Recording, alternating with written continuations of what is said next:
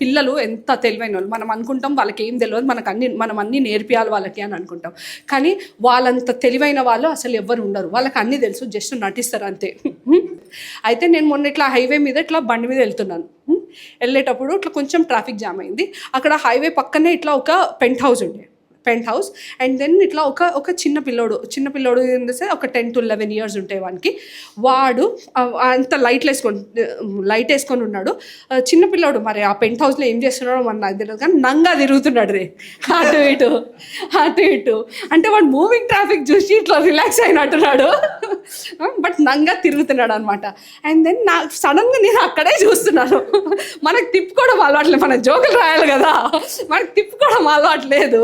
అయితే నేను వాడికి నాకు సడన్గా ఐ కాంటాక్ట్ అయింది.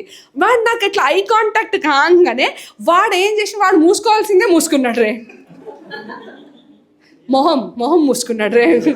ఎందుకంటే అందరికి ఉండేది అదే కదా రే, మొహం మూసుకుంటే వాడు నాకు గుర్తుంటాడు కదా రే. ఏమంటారు?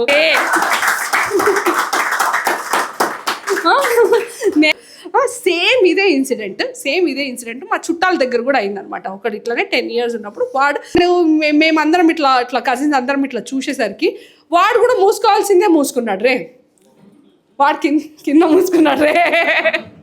ఎందుకంటే వాడి ఫేస్ మనకు ఆల్రెడీ తెలుసు కదా, అన్ని ఫార్ములా ఒకటే కదా పనిచేయాలి రే.